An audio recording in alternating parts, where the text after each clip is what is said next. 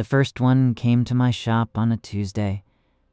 I remember it was a Tuesday because Tuesdays were when I ground the rosemary.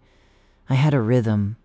Mondays for lavender, Tuesdays for rosemary, Wednesdays for the compounding, Thursdays for the tinctures, Fridays for deliveries, Saturdays for the ledger, Sundays for God. A man has his rhythm. A man has his days. A man arranges the week the way he arranges his shelves. Each thing in its place, each place with its thing. And as long as the arrangement holds, the world makes sense. Tuesday, rosemary, the stone mortar heavy in my hands, the smell rising up, sharp, green, clean, the smell of a plant that fights back. And then the door opened, and a man walked in, and my rhythm ended. My name is Giovanni di Luca, apothecary, speciala. In the city of Florence, in the parish of Santa Croce, on the street that runs between the tanner's yard and the church of San Simone, a narrow street, dark in the mornings, bright in the afternoons, smelling always of leather and incense, and, from my shop, of the 100 herbs and oils and powders that I kept in jars on shelves that ran from floor to ceiling on every wall. I was 46 years old.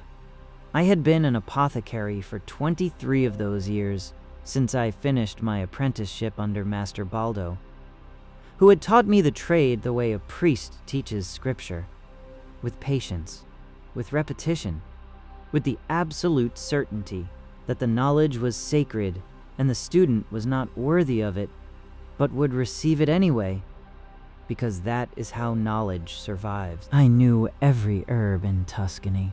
I knew which ones healed and which ones harmed, and which ones did both, depending on the dose. I knew how to set a bone, how to lance a boil, how to mix a sleeping draught that would put a man down for 12 hours and bring him back with nothing worse than a headache. I knew the color of healthy urine and the color of sick urine, and the 14 gradations between.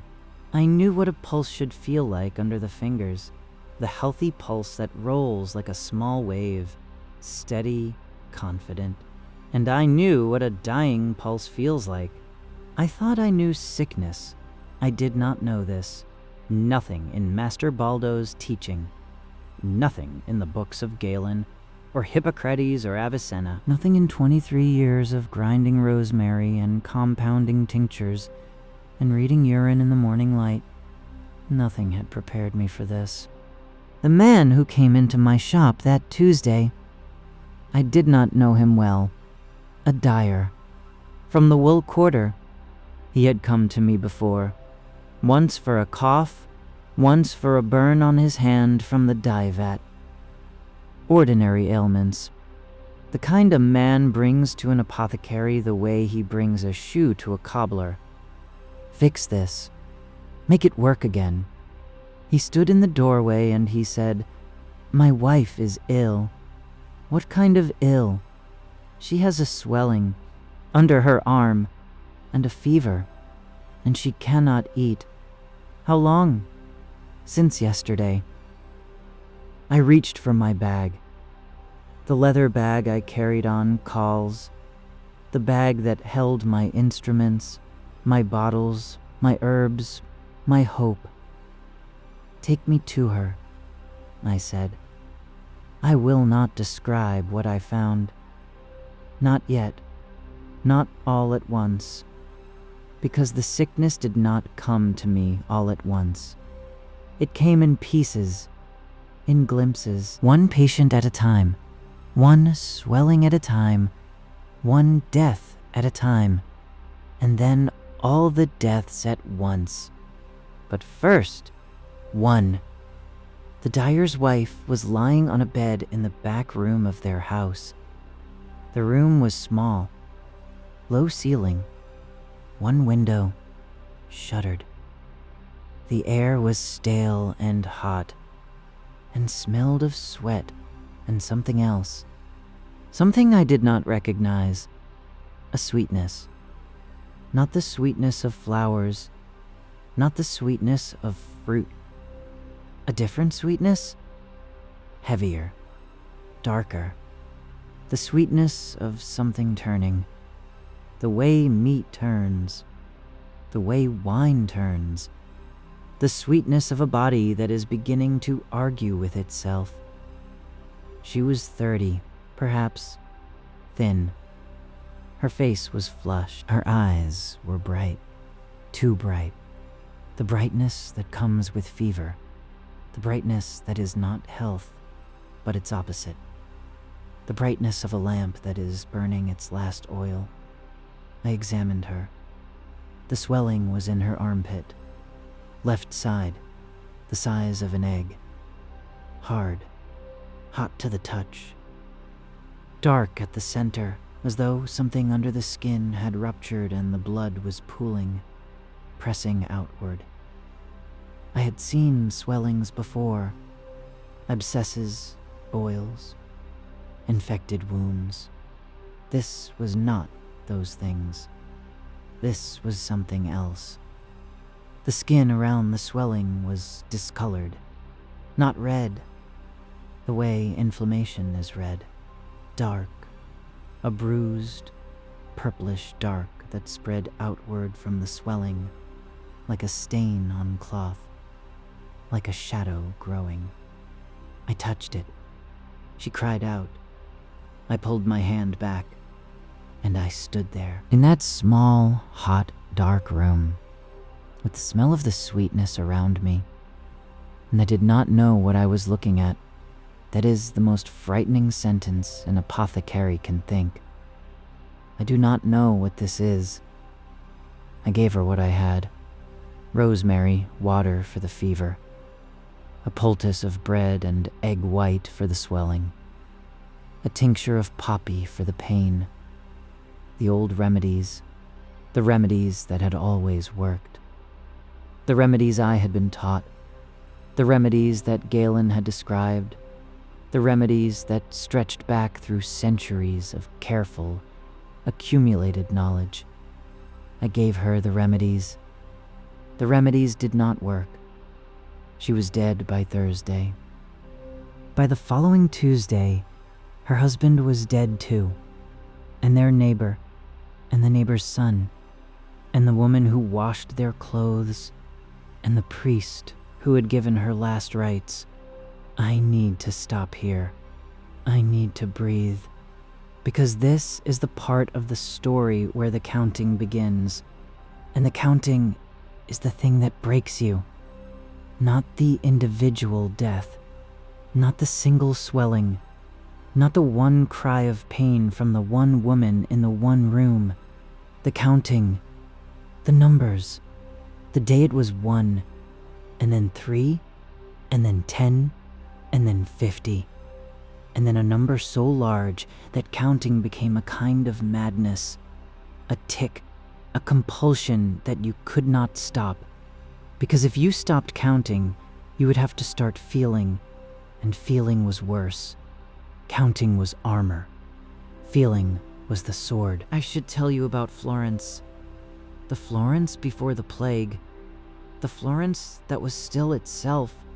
Because it was a city, not just a name, not just a point on a map. A living, breathing, impossibly alive city full of people who had no idea what was coming. Florence in the year of our Lord 1347 was the richest city in Italy. Maybe the richest city in Europe. Maybe the richest city in the world. Though we did not know the world well enough then to make that claim with certainty. We had the wool trade, we had the banks, we had the florin, the gold coin that bore our lily and was accepted in every market from London to Constantinople. We had the guilds, 72 of them, each with its own hall, its own laws, its own pride. The Guild of Physicians and Apothecaries, to which I belonged. The Guild of Wool Workers, the Guild of Bankers, the Guild of Silk Weavers, the Guild of... Well, the list goes on. We had a guild for everything. If 3 Florentines agreed on something, they formed a guild. We had the Arno, the river that ran through the center of the city. Brown and slow in summer, brown and fast in winter, crossed by the Ponte Vecchio with its shops clinging to the sides of the bridge like barnacles, the goldsmiths and the silversmiths and the butchers, all of them selling their goods above the water as though the river were a stage and they were the performance. We had the baptistry. The cathedral, not yet finished. The dome was still a dream, a hole in the sky where Brunelleschi's genius would one day be placed. The churches and the palazzi, and the narrow tower houses that rose 5, 6, 7 stories, each one taller than its neighbor. Because in Florence, height was wealth, and wealth was pride, and pride was the thing that kept us building. We had 40,000 people. I say that number carefully. 40,000, maybe more. In a city smaller than you can imagine, packed together like books on a shelf. Families stacked on top of families. Workshops above bedrooms, above storerooms, above cellars. The streets, so narrow that the upper floors of the buildings on opposite sides nearly touched, and a woman on the 3rd floor could pass a cup of wine to her neighbor across the street without leaving her window. Dense, close, breathing the same air, sharing the same water, touching the same walls. I did not think about these things before the plague. Why would I? Density was normal. Closeness was normal. The smell of the tanner next door was normal. The sound of the weaver above me was normal. The rats in the cellar were normal. The rats. I should have thought about the rats. I want to tell you about my family, because my family was the center of everything. And when the center falls, I have learned this from other cities, from other stories. When the center falls, the rest does not hold. My wife's name was Isabella. She was 41, a tall woman, taller than me, which she enjoyed pointing out in front of company, because Isabella was a woman who believed that the truth should be spoken, especially when it made her husband look small. She had a laugh that started in her stomach and climbed upward through her chest and came out of her mouth like a bell being rung by a child, uncontrolled, joyful, slightly alarming. She ran the house, not in the way that a housekeeper runs a house, in the way that an admiral runs a fleet, with strategy, with intelligence, with the absolute conviction that every problem has a solution, and the solution is usually a combination of garlic and shouting. We had 3 children. Tommaso, the eldest, was 20. He worked in the shop with me. He had my hands, long-fingered, precise, the hands of a man who measures by the drop. He had his mother's temperament, impatient, honest, unwilling to suffer fools. He was going to be a better apothecary than me. I knew this. I had known it since he was 14 and had corrected me on the preparation of theriac, and had been right, and I had been wrong, and I had stood there with the mortar in my hand and felt the particular pride of a father who has been outgrown by his son. Francesca was 17. She was to be married in the spring to a cloth merchant's son named Paolo, who was earnest and kind and wealthy enough that Isabella approved, and handsome enough that Francesca did not complain, and dull enough that I, privately, worried that my quick, fierce, laughing daughter would be bored within a year. But I said nothing, because fathers do not say these things. Fathers nod and pay for the dowry and hope for the best, and the youngest, Marco, 12 years old, the one who was neither the heir nor the bride, the one who existed in the space between responsibility and freedom, and who used that space the way all 12-year-old boys use it, by running through it at full speed, breaking things. Marco was my joy. I say that without apologizing to the others. Tommaso was my pride. Francesca was my heart. But Marco was my joy. The pure, uncomplicated, ridiculous joy of a boy who asked questions that had no answers and laughed at things that were not funny and sang off-key in the street and brought home stray cats and broken birds. And once, memorably, a live chicken he had found in the Arno and had been unable to explain. He had my mother's eyes, large, dark, full of something that I can only call appetite, not for food, but for the world, for the texture and the taste and the smell of being alive. Marco was 12 years old, and the plague was coming, and I did not know. The first rumors arrived before the sickness. Rumors always travel faster than disease. That is one of the things I learned. The rumors are scouts. The disease is the army. The rumors said something was happening in the east, in the lands beyond Constantinople. A sickness, a terrible sickness. Whole cities emptied, whole provinces depopulated, the bodies piled in the streets, unburied, because there was no one left to bury them. We heard these rumors in the market, in the guild hall, in the taverns where men drank bad wine and traded information the way they traded cloth. We listened, we did not believe, because the East was far, because the East was always having calamities, earthquakes and wars and plagues, and the wrath of God visited upon people who worshipped wrongly. That was the East. That was what the East did. We were Florence. We were Italy. We were the center of Christendom, the seat of banking, the city of the florin and the guild, and the tower and the half-built dome. These things did not happen to us. And then Messina, Sicily, the port of Messina, where the Genoese ships came in from the east, carrying silk and spice and something else. Something in the hold, something in the rats that lived in the hold, something in the fleas that lived on the rats, something that had no name yet, because you cannot name a thing you have never seen, and no one in Italy had ever seen this. And by the time they saw it, naming was the least of their concerns. The ships came in, the rats came off, the fleas came with them, and then the dying started. Messina first, then Genoa, then Pisa, then Florence.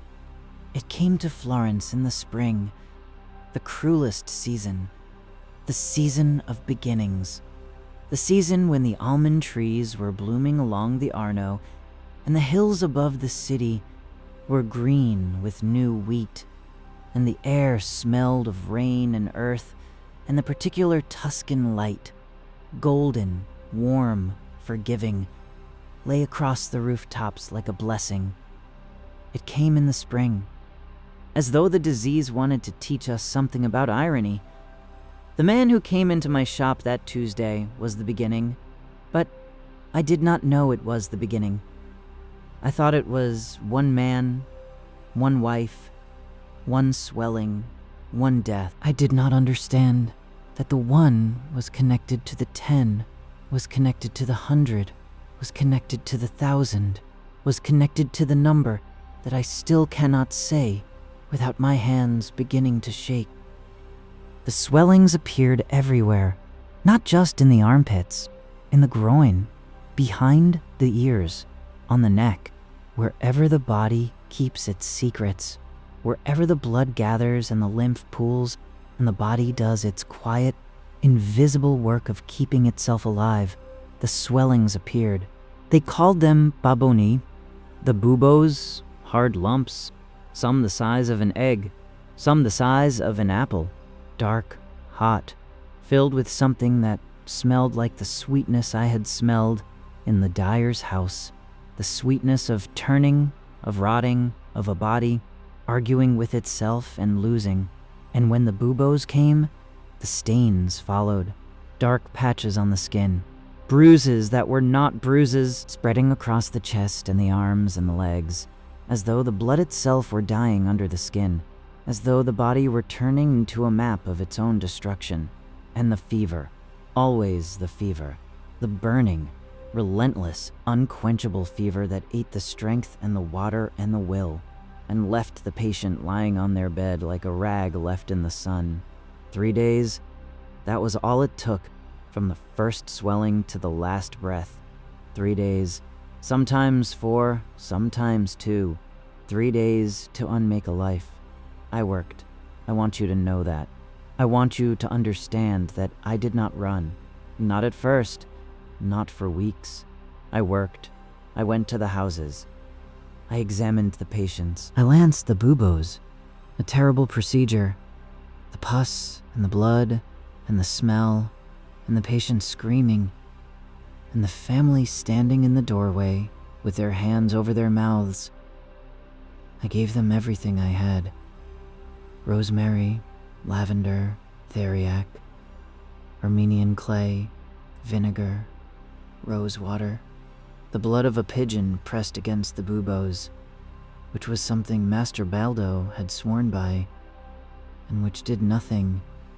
Nothing worked. I tried everything in my shop, every jar on every shelf, 23 years of knowledge, centuries of accumulated wisdom. Nothing. The remedies that had always worked, that had cured fevers and healed wounds and reduced swellings and brought men back from the edge.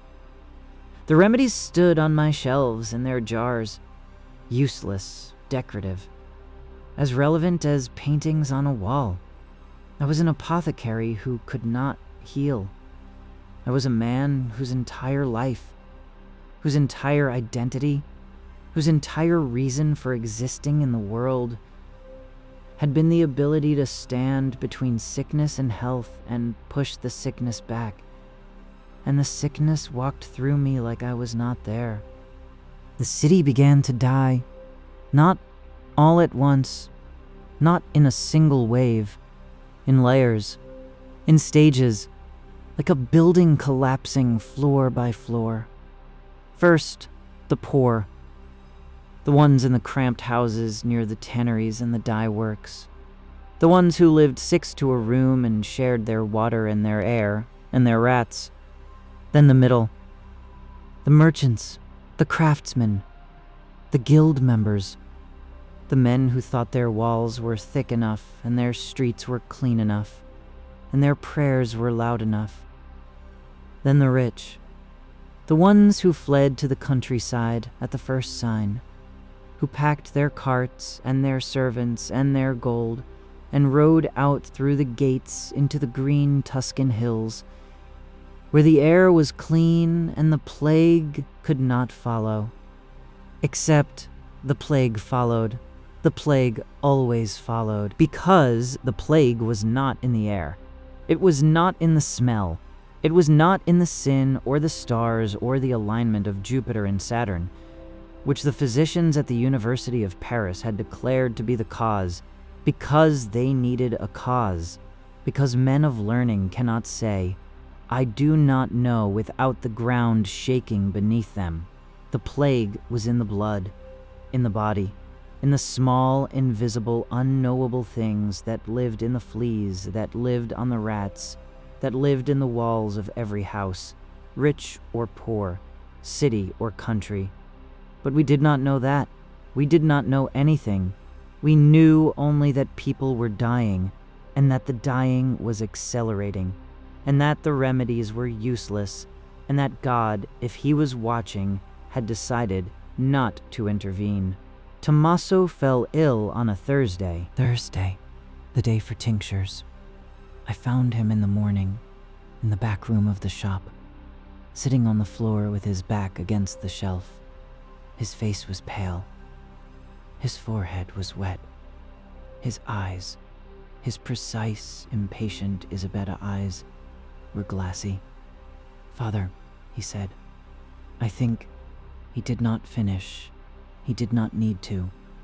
I knelt beside him. I put my hand on his forehead. The heat came through my palm like a brand, and then I felt for the swelling.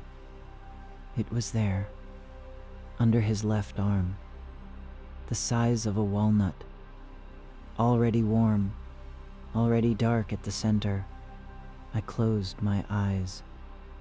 I had seen this 100 times, in 100 houses, in 100 patients whose names I was beginning to forget because there were too many, because the names were piling up the way the bodies were piling up, and the mind has a limit, the same way a ledger has a limit, and my ledger was full. But this was not a patient. This was Tommaso. This was the boy who had corrected me on the theriac, the boy who had my hands, the boy who was going to be a better apothecary than me. I opened my eyes, and I did what I had done 100 times. I reached for my bag. I reached for the remedies that did not work, and I tried anyway, because that is what a father does. A father tries. A father reaches for the bag. A father mixes the rosemary and the lavender and the theriac and the Armenian clay and the rose water and the useless, beautiful, careful, accumulated knowledge of 23 years. And he administers it, and he prays.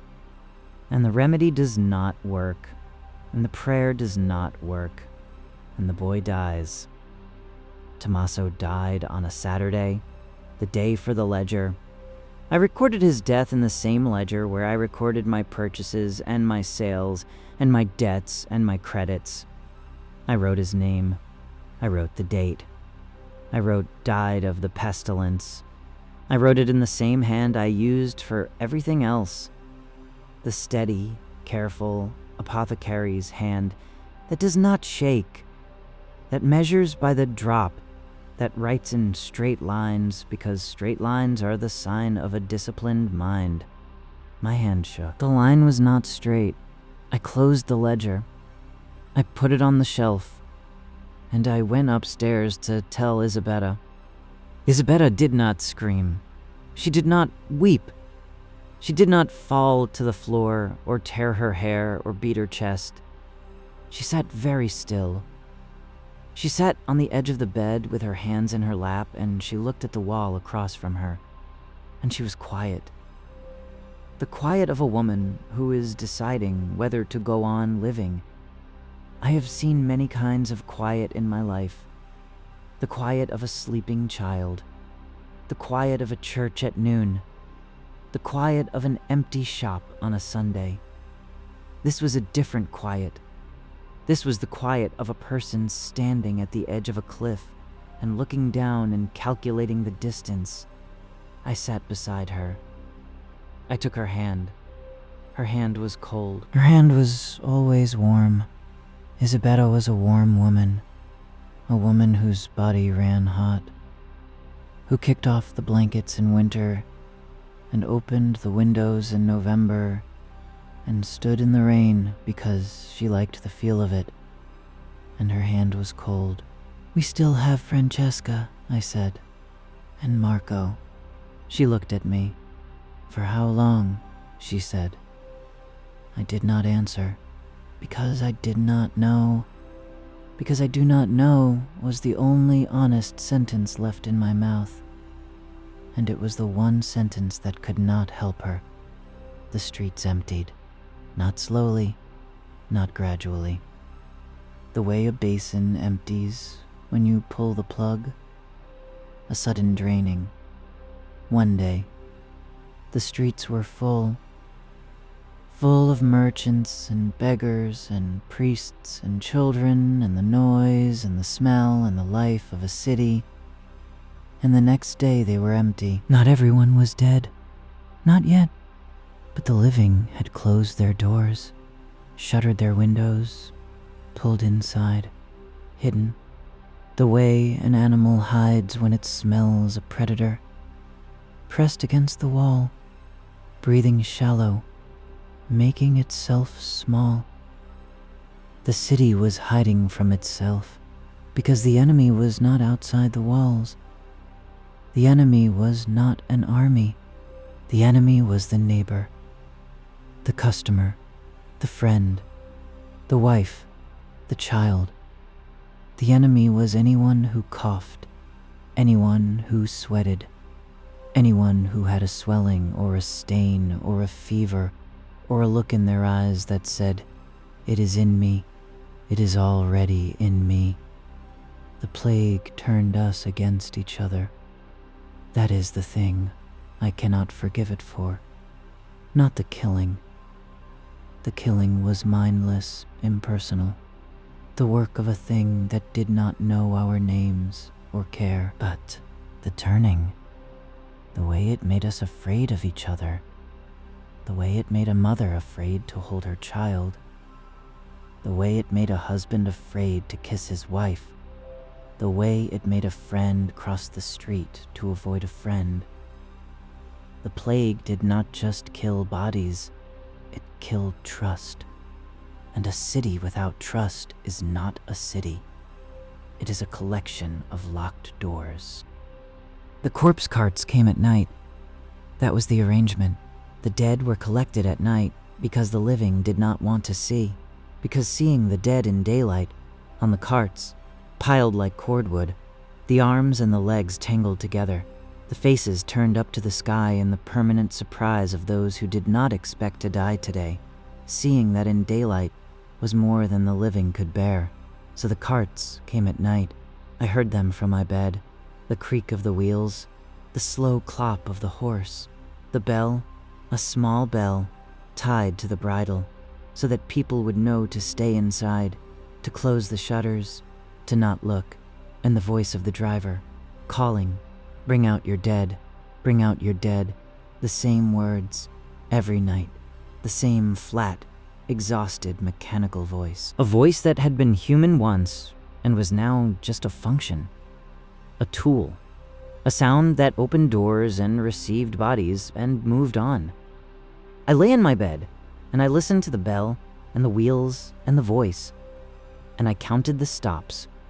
1, 2, 3, 4, 5, 6.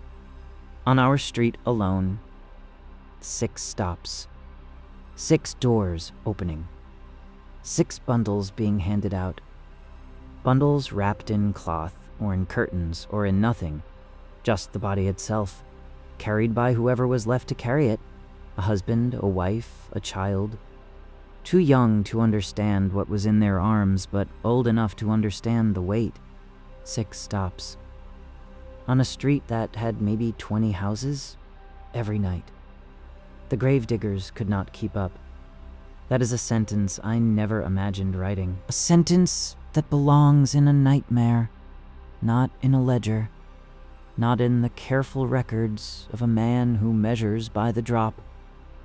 The gravediggers could not keep up.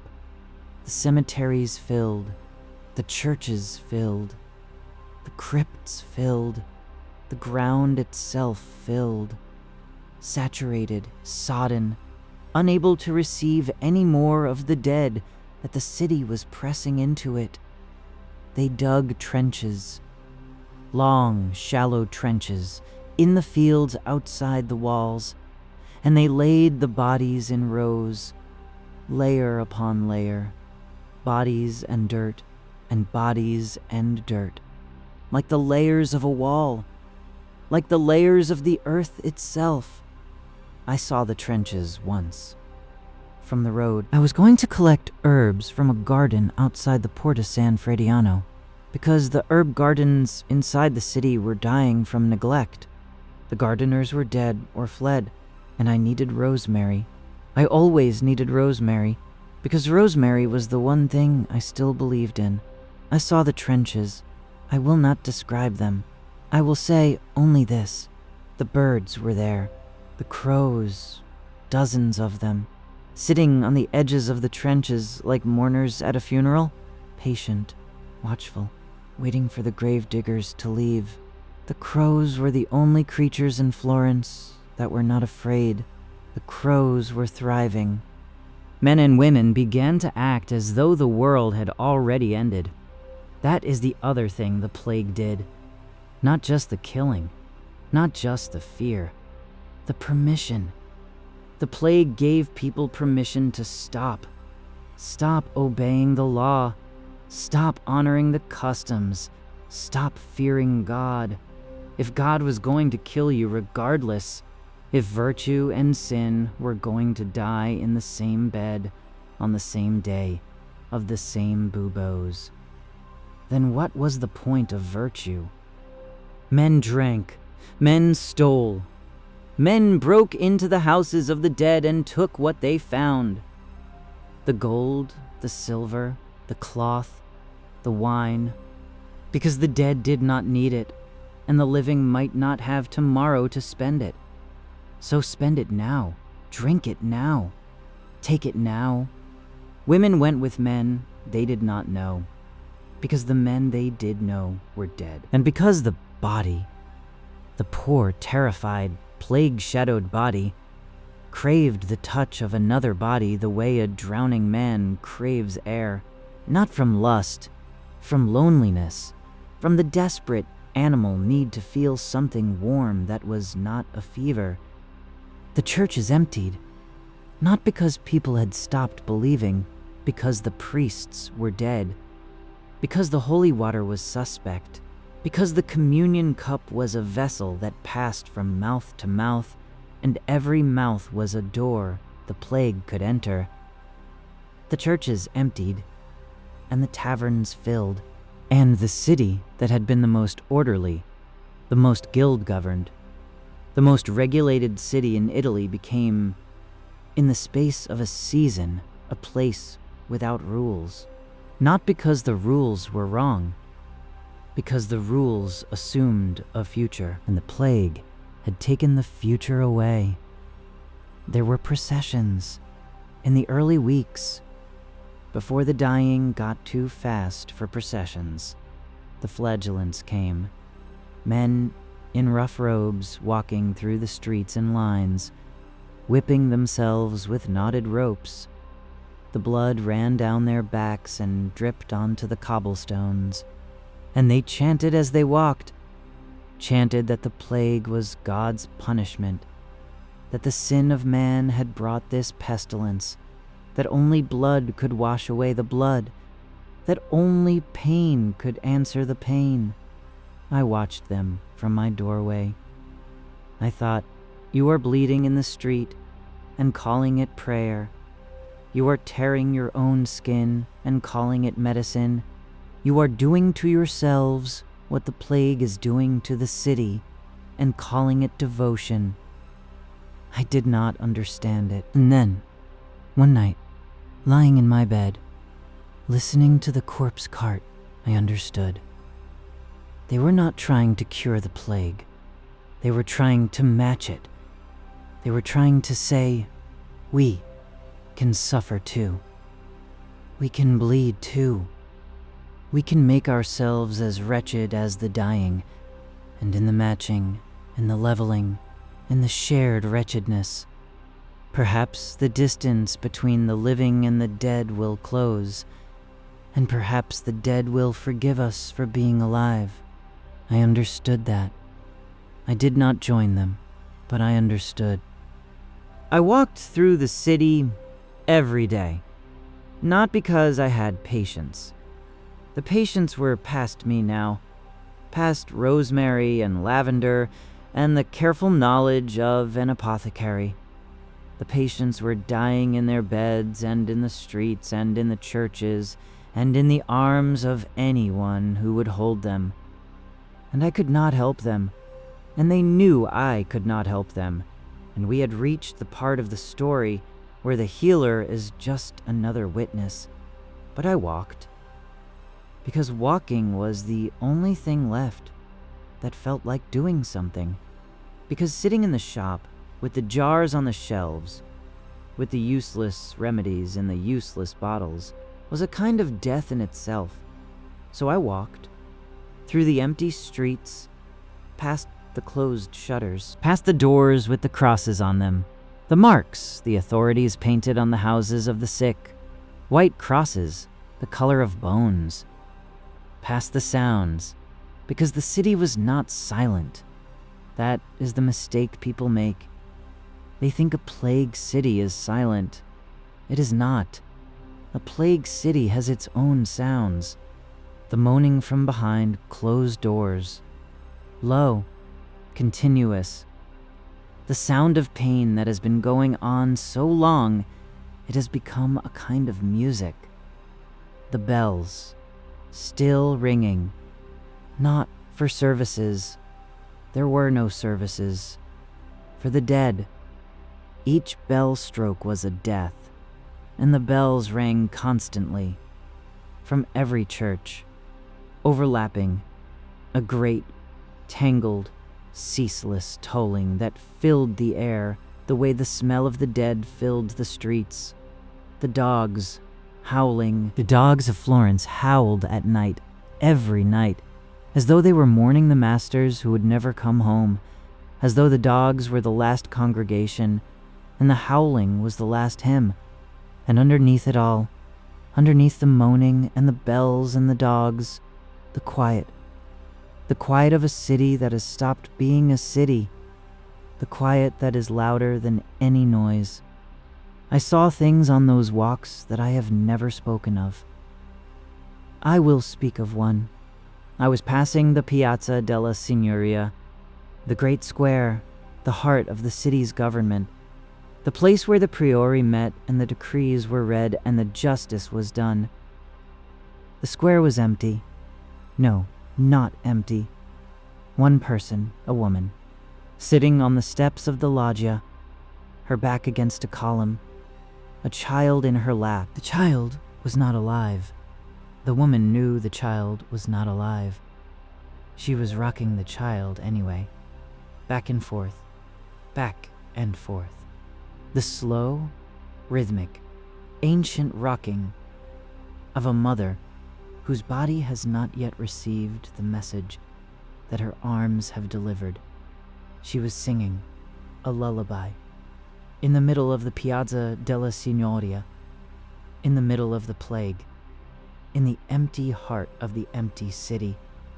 She was singing a lullaby to a dead child. And I stood at the edge of the square and I listened, and I did not go to her, because there was nothing in my bag that could help her, because there was nothing in any bag, in any shop, in any book, in any language that could help her. She was past help. She was past everything except the rocking and the singing and the weight in her arms. And I walked on, and the lullaby followed me. It follows me still. Francesca came to me on a Monday. Lavender Day. Not that it mattered anymore. The rhythm was gone. The schedule was gone. The shop was half closed because there were no customers, because there were no remedies, because there was no point. She stood in the doorway of the shop. She was pale. She was thin. The wedding dress that had been half finished by the tailor was hanging in her room, and the wedding was not going to happen because Paolo was dead, and Paolo's father was dead, and the cloth merchant's house was empty, and the tailor was dead too.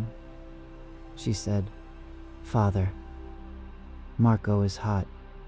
2 words. Marco is hot. And the ground opened beneath me. I ran upstairs. I have never run so fast in my life. Not before. Not since. I took the stairs 3 at a time. I burst into the room where Marco slept. The small room at the top of the house, under the eaves. The room where the light came in through one window and fell across his bed in a rectangle of gold every afternoon. He was lying on his bed. His face was flushed. His eyes were closed. His breathing was fast. Too fast. The breathing of a body that is working too hard at the simple business of being alive. I knelt beside him. I put my hand on his forehead. The heat I had felt 100 times, 1,000 times. The heat that I had recorded in my ledger, patient after patient, name after name, died of the pestilence, died of the pestilence. Diud died of the pestilence. But this was Marco. This was the boy with the stray cats and the broken birds and the live chicken from the Arno. This was my joy. I checked. The swelling was there, under his left arm, the size of a walnut, already warm, already dark at the center. I did not tell him. What do you tell a 12-year-old boy? That the thing in his armpit is the same thing that killed 2,000 people on his street? That the apothecary, his father, the man who is supposed to know, the man who has jars on every shelf and books on every table, does not have a remedy? I did not tell him. I said, "You have a fever. You need to rest." But Father, I was going to rest, Marco. He looked at me with those eyes, my mother's eyes, the eyes that were full of appetite for the world. "Is it the plague?" he said, 12 years old, asking.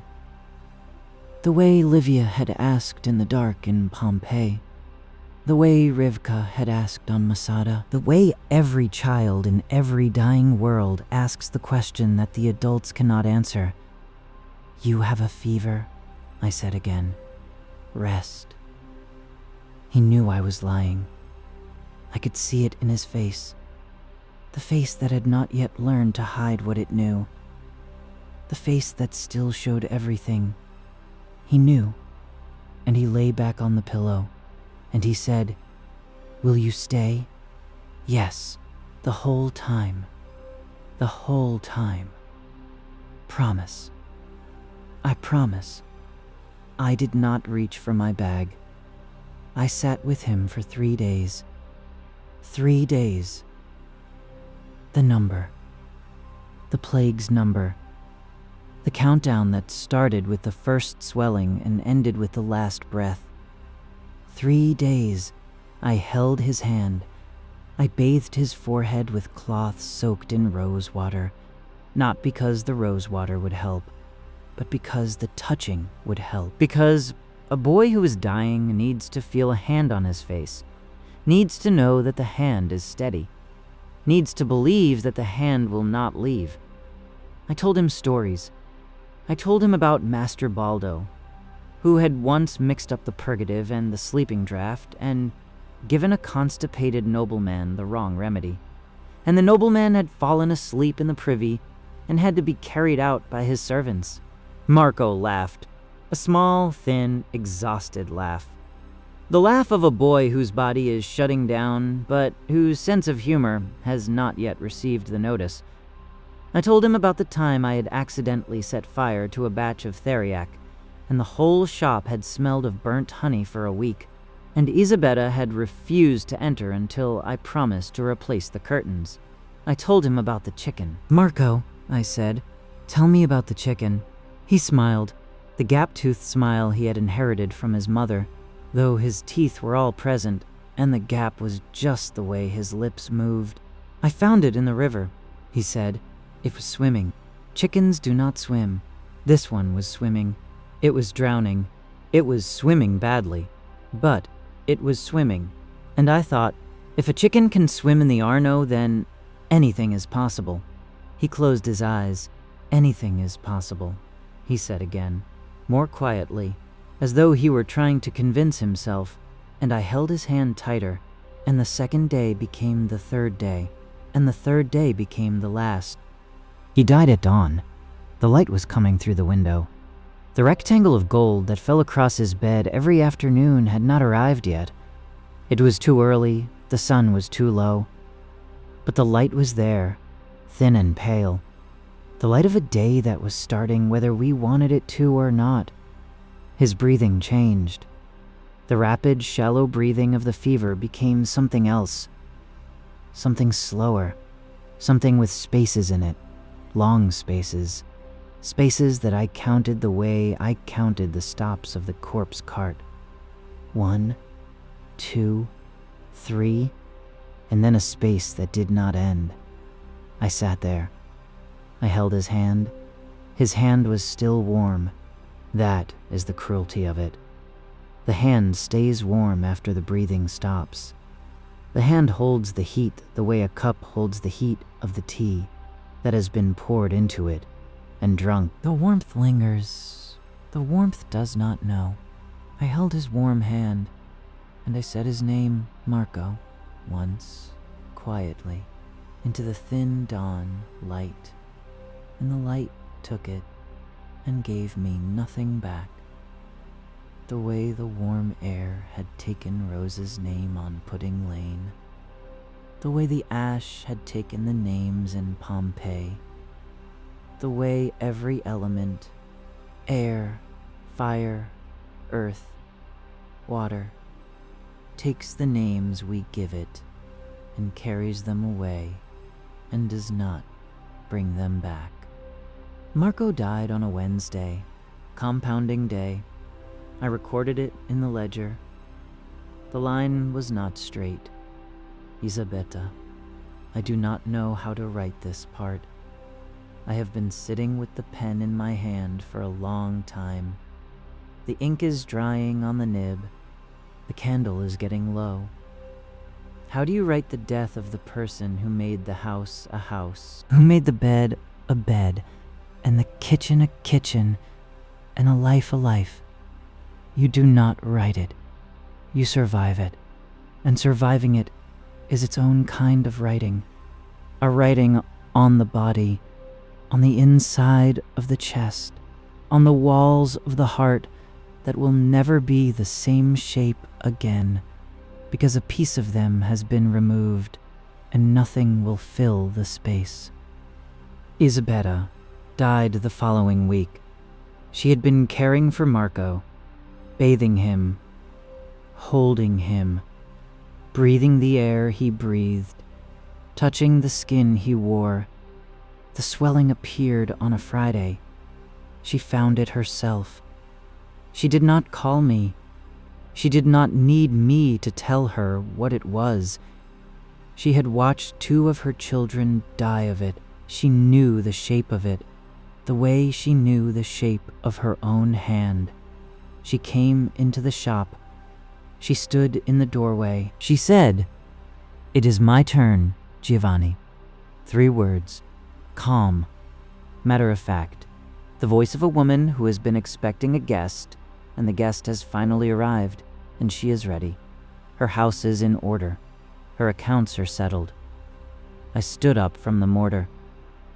The rosemary was half-ground. The smell of it was in the air between us.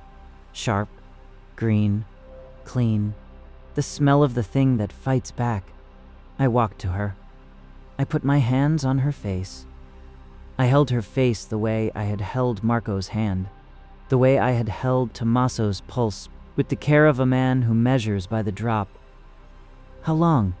I said. "Since this morning. Let me see." "No." "Isabetta." "No. I do not want you to see it. I do not want you to look at me the way you looked at them. The apothecary's look. The measuring look. The look that counts the days." She put her hand over mine. "Look at me the way you looked at me at the dance, when we were young. When you asked me to marry you and I said, 'Give me one good reason.' I looked at her. I looked at her the way I had looked at her at the dance, 22 years ago, in the torchlight, in the music, when she had been tall and laughing and her hair had been dark and her hands had been warm. 'You are taller than me,' I said. She smiled. The gap. That is not a good reason. It was good enough then. It was somehow. She leaned forward. She kissed me, not on the forehead, on the mouth. The way men who do not expect to come back kiss. The way women who know they are leaving kiss. Full, complete, final. And then she pulled back, and she said, "Well, at least I will not have to hear about the theriac again." Francesca and I? That is what was left. 2 out of 5, a father and a daughter, in a house that had been full and was now empty, in a city that had been full and was now empty, in a world that had been full and was now... What? What was the world now? What do you call a world that has lost a third of itself? A half? More. We did not know the numbers yet. The numbers would come later. The historians would count. The chroniclers would estimate. 50,000 dead in Florence, some would say. 60, 80 out of 120,000. 2 out of 3. But we did not know that yet. We only knew our own numbers. 3 out of 5. Tommaso. Marco. Isabella. 3 names in a ledger. 3 lines that were not straight. Francesca and I sat in the kitchen. We did not eat. There was food. Not much, but some. A neighbor had left bread at our door, the way people did now, leaving things at doors, not knocking, not waiting, not risking the touch or the breath or the closeness that had once been kindness and was now a threat. Bread at the door, left by a hand that did not want to be seen. We sat in the kitchen. What do we do? Francesca said. We live, I said. How? I did not have an answer. I had remedies. I had knowledge. I had 23 years of rosemary and lavender and the careful, accumulated wisdom of men who had been dead for 1,000 years. I did not have an answer to how. We live the way we have always lived, I said, one day at a time, one breath at a time. She looked at me with her mother's eyes, the eyes that did not suffer fool. That is not an answer, Father. No, I said. It is not, but it is all I have. And she took my hand across the table, the way Tommaso had taken his patient's hands, the way Marco had held the broken birds, the way Isabella had held me on the nights when the counting got too heavy and the numbers pressed down on my chest like stones. She took my hand, and we sat there, in the kitchen, in the empty house, in the empty city, breathing. The plague receded in the autumn. Not because we had found a cure, not because the remedies worked, not because God relented, because the plague had run out of people to kill. That is how it ended. Not with a triumph, not with a discovery, not with a hero standing on a rooftop holding a vial of medicine and shouting, I found it. I found the answer. The plague simply ate until it was full, and then it stopped. And the ones who were left, the 2 out of 3, the Francescas and the Giovannis, the ones who had failed to die, we came out of our houses, and we looked at each other, and we did not know what to say. The guild of physicians and apothecaries held a meeting. In the autumn, after the dying had slowed, after the bells had stopped, the guild met in the guild hall, at the long table, the table that had once been full, 43 members, their faces ruddy with wine and argument. 7 of us came, 7 out of 43. We sat at the long table. We looked at the empty chairs. We did not speak for a long time. The guild master, old Bernardo, who had survived by the sheer stubbornness of a man too mean to die, cleared his throat. We must resume, he said. The city needs us. Silence. And then a young apothecary named Pietro, whose hands were shaking, said, What remedies? The remedies did not work. Bernardo looked at him. The remedies worked before the plague. They will work after and during. During is over. Is it? The question hung in the air. Is it over? Nobody knew. We still do not know. That is the inheritance of the plague. Not just the dead, the uncertainty. The permanent, bone-deep uncertainty that the world is safe, that the cough is just a cough. The plague took our certainty, and certainty, once taken, does not come back. I walked home through streets that were beginning to fill again. People were coming out, slowly, cautiously, the way animals come out of burrows after a storm. I passed a bakery, a new baker, different hands, same doorway, same apron, same bread, and the smell hit me like a fist. The smell of bread, warm, fresh, ordinary, and I stood in the street, and I breathed it in, and I felt my knees go weak, because the smell was the past. The smell was the world before the plague, and smelling it was like meeting a friend you thought was dead. I bought a loaf. I carried it home. I put it on the table where Isabella had sat, where Marco had sat, where Tommaso had sat, and I cut it, and I ate it, and it was the first thing I had truly tasted in 6 months. I opened the shop again. I put the jars back on the shelves. I ground the rosemary on Tuesday. I compounded on Wednesday. I made the tinctures on Thursday. The rhythm came back, not because I believed in it, not because the remedies had suddenly learned to work, because the rhythm was the only thing I knew how to do. A man grinds his rosemary. A man keeps his rhythm. A man opens his shop even when the shop is a monument to his own failure, because the alternative is sitting in a kitchen holding his daughter's hand forever. And forever is not a place a man can live. So I opened, and people came, and they asked me for remedies, and I gave them remedies. And sometimes the remedies worked. Not for the plague. The plague was gone, but for the ordinary things. The coughs and the burns and the fevers that were not the fever. And the working was a kind of grace.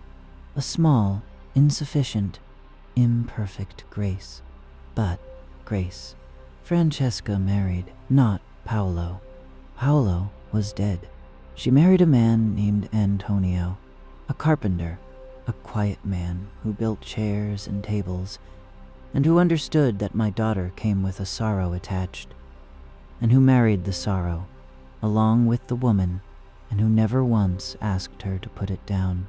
They had children, too, a boy and a girl. She named the boy Marco. She named the girl Isabella. And when the boy laughed, the first time, the first real laugh, the laugh that started in his stomach and climbed upward, I heard it from the shop below. I heard it through the ceiling, through the stone, through the wood, and I put down the pestle, and I stood very still, and I listened, because the laugh was Marco's laugh, not the same laugh, not a copy, but the echo, the shadow, the sound that a name makes when it comes back into a house that thought it was gone. The name came back. The names always come back. Not in the bodies. The bodies are gone. The bodies are in the trenches outside the walls, in the rows, under the dirt. But the names come back in the children, in the laughter, in the gap-toothed smile that appears on a new face and makes an old man put down his pestle and stand very still and listen.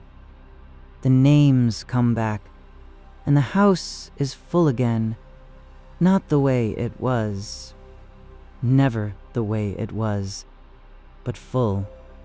And the names came back into the house like guests returning from a long journey. And the house was full again, not the way it had been, never the way it had been, but full enough. I am old now. My hands shake. The pestle is heavy in my fingers. The writing in the ledger is no longer straight, though the lines have not been straight since the year of the plague, and I have stopped pretending they will be. I grind the rosemary on Tuesdays, because Tuesday is Rosemary Day, because the rhythm holds, because the rhythm is the only prayer I have left. A young man came to my shop last week, an apprentice, sent by his master, to buy rosemary oil and Armenian clay and a jar of theriac. He stood in my doorway the way apprentices stand, half in, half out, not yet sure if they belong. "Are you Giovanni?" he said. "I am." "The Giovanni? The one who was here during the—" "Yes." He looked at me, at my shaking hands, at my gray hair, at the shelves full of jars, each one labeled in a hand that had once been steady. "What was it like?" he said.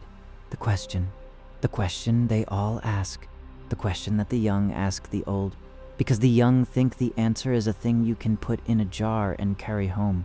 "It was like drowning," I said, "on dry land, in the middle of a city, surrounded by people who were also drowning, and no one could swim." He was quiet. "But you survived," he said. "I did not survive. I remained. There is a difference. Surviving is something you do. Remaining is something that happens to you. I did not choose to remain. I simply failed to leave." He did not understand. He will, one day, when his own plague comes, and it will come because plagues always come, because the world is a place that makes plagues the way the sky makes storms. When his own plague comes, he will understand the difference between surviving and remaining, and he will grind his rosemary, and the rosemary will fight back, and that will be enough. It will have to be enough. The ledger is almost full. I have been writing in it for 23 years.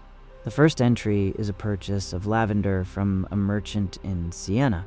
The last entry, the one I wrote this morning, is a sale of rosemary oil to a woman whose name I do not know. Between those two entries, the plague lives, in the names, in the dates, in the lines that are not straight. Tommaso, Marco, Isabetta, 3 entries among thousands, 3 lines in a ledger, 3 lines that should have been ordinary, purchases, sales, the accounting of a man who measures by the drop, and instead became the record of a man who lost everything he loved and kept grinding. The ledger is almost full. When it is full, I will start a new one. Because the work continues. Because the herbs need grinding, and the tinctures need mixing, and the people need remedies, and the remedies need measuring, and the measuring needs a steady hand. My hand is not steady, but it holds the pestle, and the pestle holds the rosemary, and the rosemary holds the line. I say their names every evening, before I close the ledger, before I put out the lamp, before I climb the stairs to the room where I sleep alone now, in the bed where Isabetta kicked off the blankets in winter. Tommaso, my son, my hands, who corrected me on the theriac and was right. Marco, my joy, who brought home a chicken from the Arno and could not explain it, who had my mother's eyes, who was 12. Isabetta, my wife, my admiral, who said, well, at least I will not have to hear about the theriac again, who made me laugh at the end of the world, the dyer's wife, whose name I cannot remember, who was the first, who was the beginning, who came to me for help and I could not help her, Master Baldo, who taught me the trade, who said the knowledge was sacred, who did not live to see the knowledge fail, Paolo, the cloth merchant's son, who was going to marry my daughter, who was dull and kind and would have bored her beautifully, the neighbor who left bread at our door, whose hand I never saw, the priest who gave last rites until there were no more rites to give and then gave them anyway, in the street, in the rain, without vestments, without a church, without anything but his voice and his God, the 40,000, the 60,000, the number I cannot say, Florence, the city that coughed and then went quiet. I was an apothecary. I ground herbs. I mixed remedies. I stood between sickness and health, and I pushed. The sickness pushed back.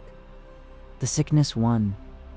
But the rosemary is still on the shelf, and the mortar is still in my hands. And Tuesday is still Tuesday, and the smell of rosemary, sharp, green, clean, still rises from the stone when I grind. And the grinding is a prayer, the prayer of a man who failed, the prayer that says, I could not save them, I could not save any of them. I reached for the bag, and the bag was empty, and the knowledge was useless, and the world was a room full of dying people. And I stood in the middle of it, with my herbs and my books, and my careful, accumulated, sacred, worthless wisdom. And I ground the rosemary anyway, because it fights back, because something must. One last thing. The rosemary is blooming in the garden behind the shop. The garden I planted after the plague, in the patch of earth that had been bare because the previous tenant was dead, and the garden had gone wild, and I had cleared it and planted it and tended it and spoken to it. Yes, spoken to it. The way the farmer in Jericho spoke to his clay, the way the man in Carrie spoke to his cucumbers, the way anyone speaks to a growing thing when there is no one else left to speak to. The rosemary is blooming. Small blue flowers, the color of the sky on a Tuesday morning in Florence when the air is clean, and the plague is gone, and the world is turning again. I go out to the garden every morning before I open the shop. I stand among the rosemary. I touch the leaves. I crush one between my fingers, and I hold my hand to my face, and I breathe. Sharp, green, clean. The smell of a plant that fights back. The smell of the thing that survived. Not because it was stronger than the plague. Not because it had a remedy. Because it was rosemary. Because rosemary is a plant that grows in poor soil and hard sun and dry wind and does not ask for permission and does not apologize for its sharpness. It just grows, the way bread rises, the way flowers bloom, the way a man grinds his pestle on a Tuesday morning and calls it prayer. The plague took 40,000 people from Florence. The plague did not take the rosemary. The plague did not take the rhythm. The plague did not take the Tuesday. Remember us. Remember us.